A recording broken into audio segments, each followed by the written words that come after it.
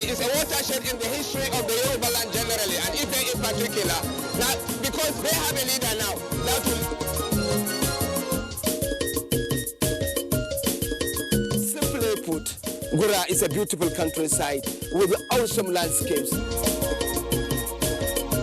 If something differently will be done to the Nigerian textile industries, that our youth will be employed.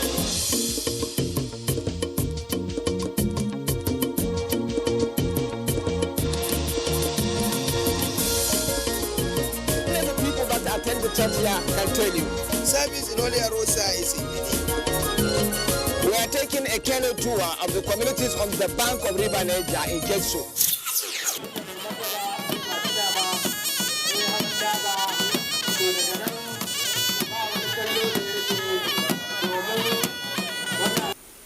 Nigeria is still an untold story. Beautiful and life-changing stories waiting to be told.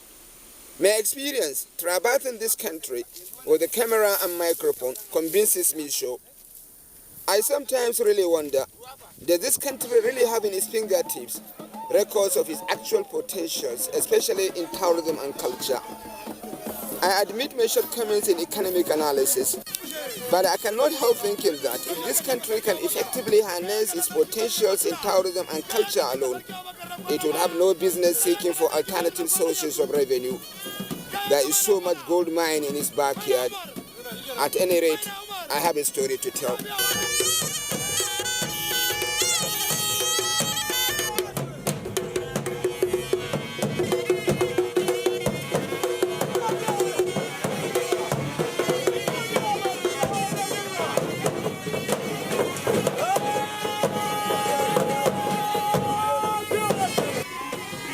Machina Urbanate in Yobe State may not sound too familiar to the larger nation. Observers of culture and tourism development may still have a glimmer of what this ancient kingdom has been and still is in the field of cultural development. At various times during Abuja Cultural Carnival, it came first in Daba. In fact, there were periods when the federal government was directly funding this emirate for its excellence generally and for the promotion of Daba as cultural identity of Nigeria. Historically, Machina Emirate is known all over the north as home of crack horsemen and spearmen. With the natural progression of time, Machina's reputation is still untouched. Right from ancient years, the empire building war, heroism, the Machina warriors were very skillful horsemen. They were well known and were well acclaimed as brave cavalry heroes.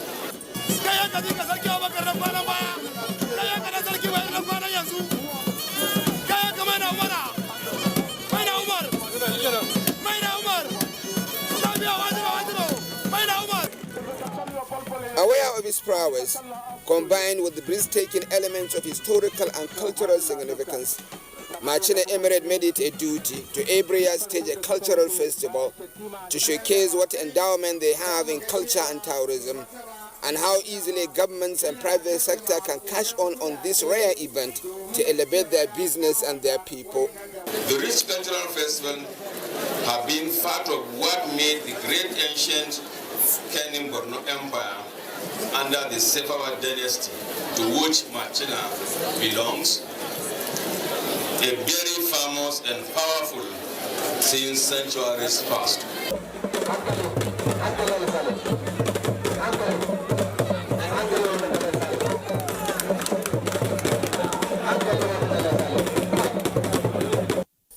Machina is an ancient kingdom dating back to 198 AD, when their first ruler in recorded history, May Aliu Bago, ruled. Today it is a modest township with the economic, historical and cultural significance.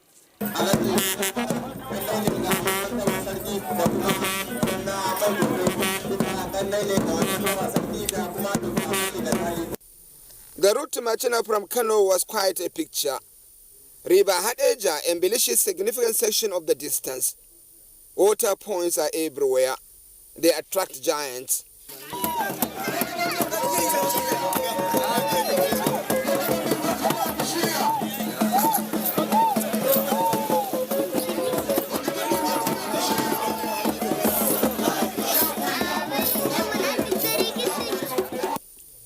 In Nigeria, many people may think that pastoral life in Nigeria belongs to keepers of cattle, sheep and goats only. The route to Machina is a rich picture of pastoralists tending camel. It is a sublime sighting.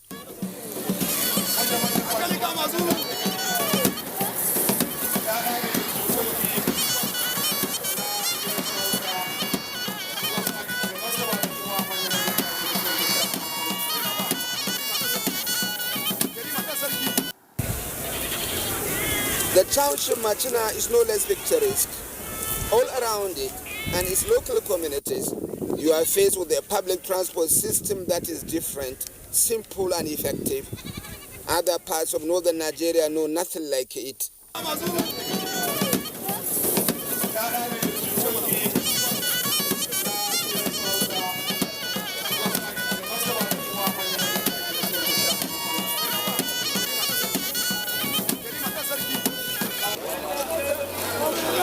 There is this market day scenario too. A picture where vehicles are loaded to the high heavens to make the journey back home through the desert and at dusk.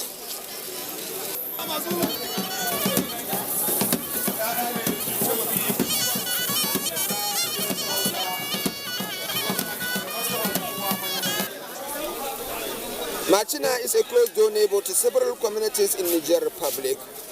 Centuries of close contact allow for watertight mutual relationships. They are together always in their markets and in their marriages. They have deep affinity in their history too. In reality, Machina used to have affinity with the people beyond its northern neighbors. The Kenin-Borno Empire encompasses a very large area size, starting from most parts of northern Nigeria, extending to Lake Chad area, some parts of Cameroon, and some parts of Niger, down to Air, boundary of Libya. The reality of Machina Annual Cultural Festival is a master class. It is 5 days of lavish cultural fiesta, the likes of which is scarcely seen. Beyond the execution of the festival, there is a vocal storyline to it, the promotion of ordinary people, the elevation of their values. The Machinama may be the chief protagonist of the carnival, but the greatness of his kingdom and his people is at the heart of his objectives.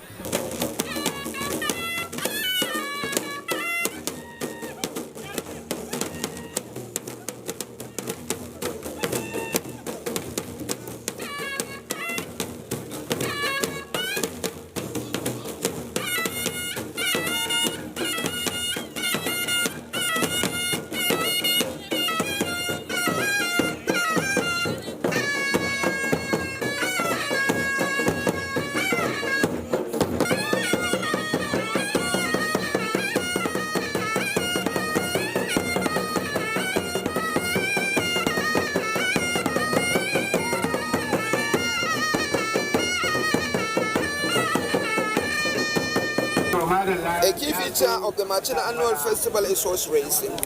It featured for 2 successive days, and believe me, it is no child's play, although children are its driving force. Mashallah, aboki aiki na bismillah katala.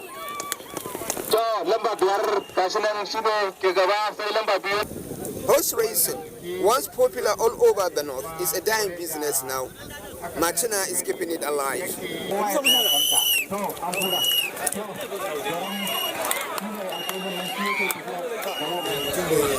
All racetracks are resurfaced. Younger children are meant to run the races and to take care of the horses.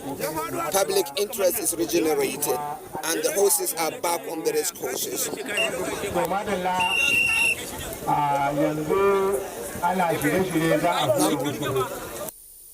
I wanted to really do a piece to camera to introduce a particular heat. The horses took up ahead of me and I lost my lines. I did not miss the spirited race though. There is a talking point on this one. One of the horses lost its young rider, but it continues with the race nonetheless, riderless. It was racing so spiritedly it could have come first, but for the efforts of the 2 other riders. That horse emerged third. It received no accolades though for deserting its rider. Between races, the Persian interlude sufficed. They were displaced from one of the legendary horse racers of all in Machina. Royalty are reputed to be the major supporters of horse racing in Nigeria. There are not less than 20 emirs from across Nigeria for the Machina race.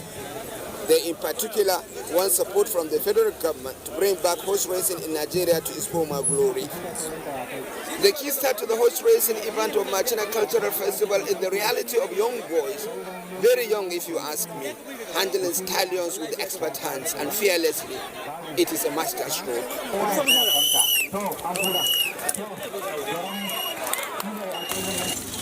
One day, 2 of the racing top was over. I marvel at the journey back home. Tomorrow it will be Daba, and the Yobe State Governor will be there.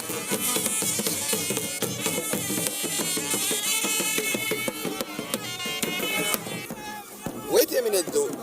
The day of Daba was the grand finale of the Machina Cultural Festival. The night before it, however, was beautifully engaging. True to the objectives of this festival, grassroots sports were a dominant feature of it. Youth were at the center of it all. The night brings to light Langa.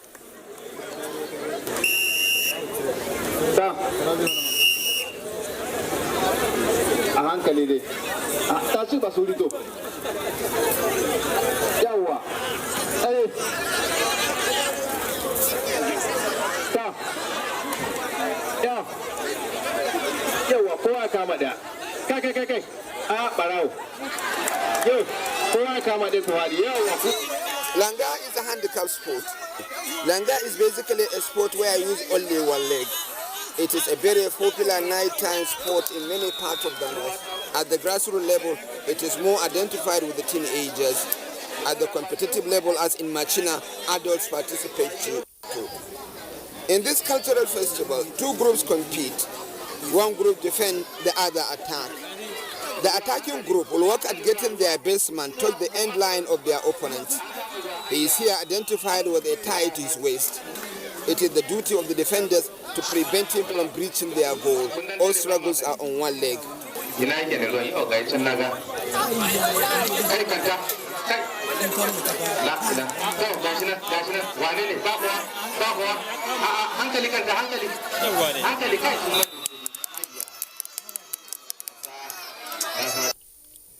night Langa is a knockout challenge. The final is on the day of Daba.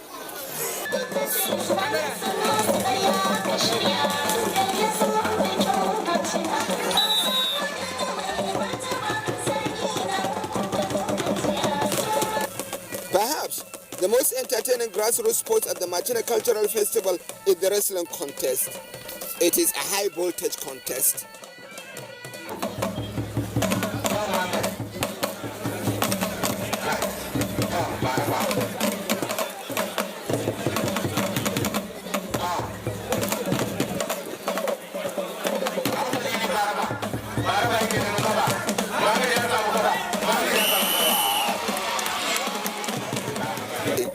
It begins ahead of the day of Daba too.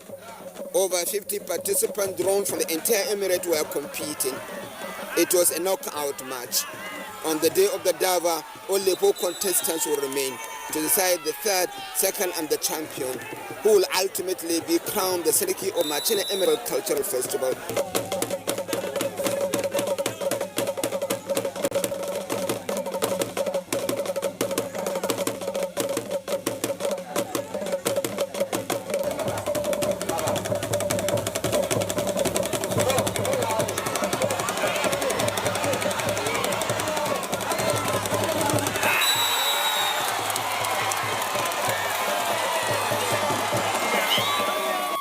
I've almost preempted the Great Machina Daba. It is a spectacle.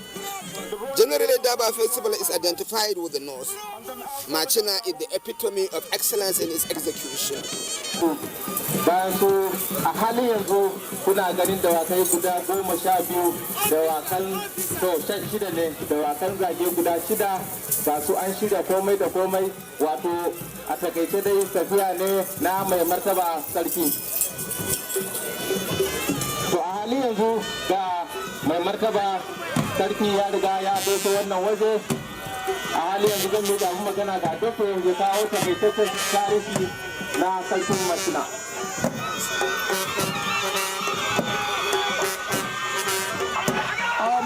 Yes, on the day of the Daba in Macina, the outgoing governor of Yobe State was there.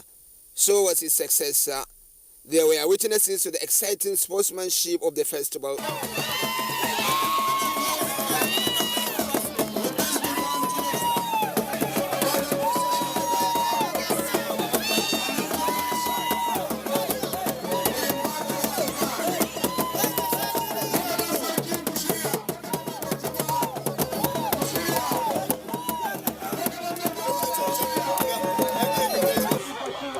There was a point in the conduct of the Daba when the Emir of Macina, His Royal Highness Alhaji Bashir Al-Bashir Bukar, dismounted, and all chieftains came forward in their mount to pay homage to all the guests around.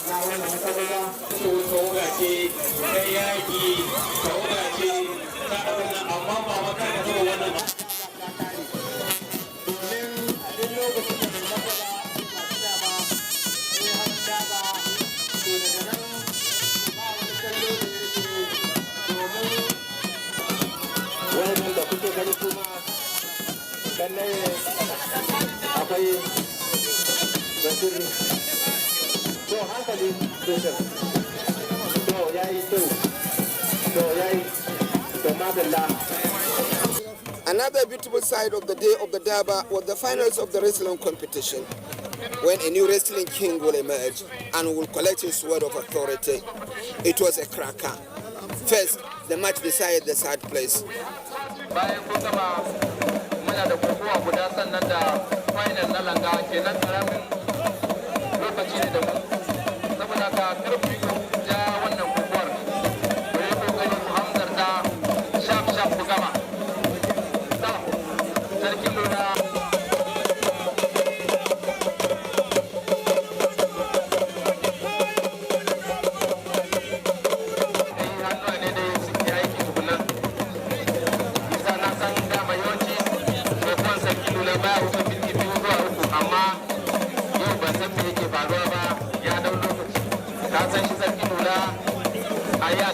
Then, of course, the decider.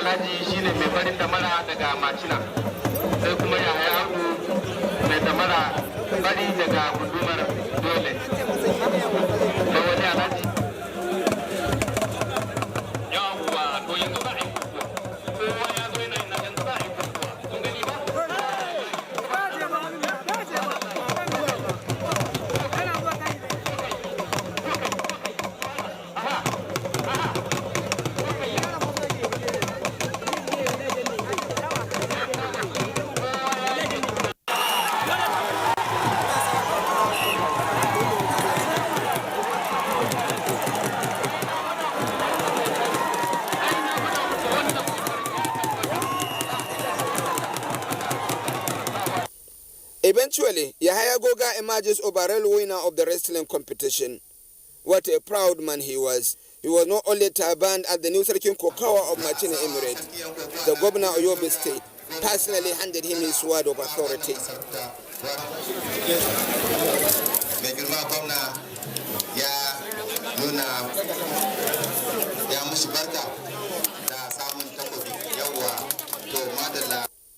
It is a masterstroke that Macina Cultural Festival allow ordinary people come close to the authority, who were in attendance to appreciate the arts of the ordinary people. Yahya, the new Macina Wrestling King, was happy on so many fronts. Being champion is one.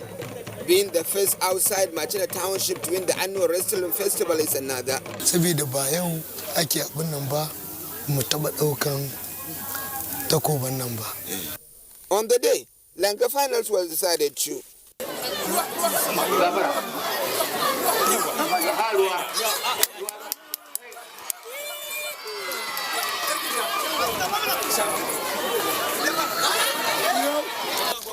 Apart from the usual cultural displays and sports, an award of appreciation in form of traditional title of Machina Emirate was conferred on the outgoing governor of Yobe State, Alhaji Ibrahim Gaidau, by the Emir of Machina, Alhaji Bashir Al-Bashir Bukar. His Excellency Governor Alhaji Dr. Ibrahim Gaidam has been able to solve many of the problems of Machina, in particular those of water and road conservation. There were important highlights that really stands Machina Emirate out in Nigeria beyond its cultural festival. Do you know that snakes are considered brothers and sacred in Machina?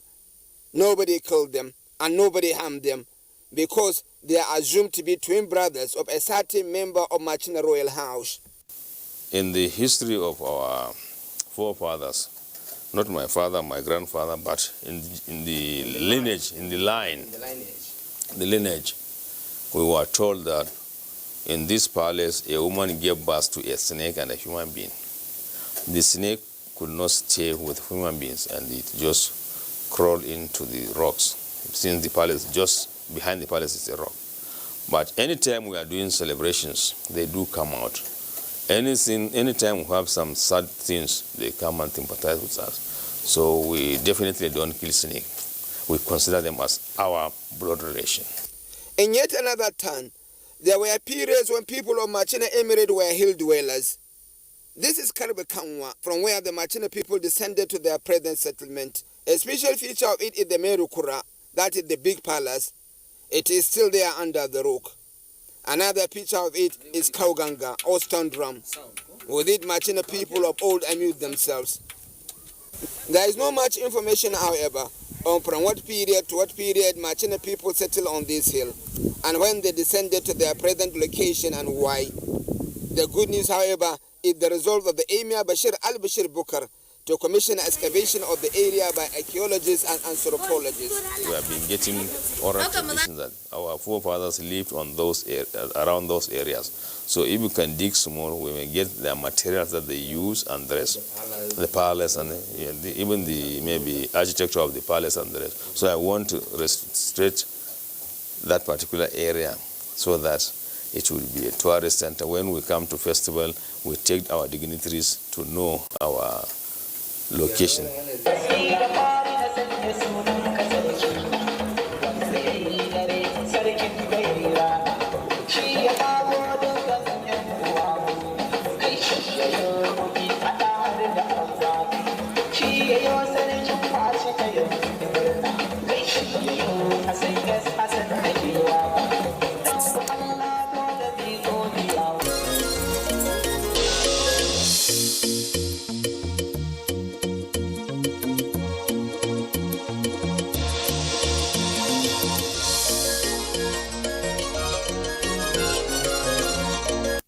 When we have love, we'll be able to unite, irrespective of tribe, religion, and culture. So we keep preaching on love. That is the only binding force. Let us love ourselves, irrespective of where the person comes from.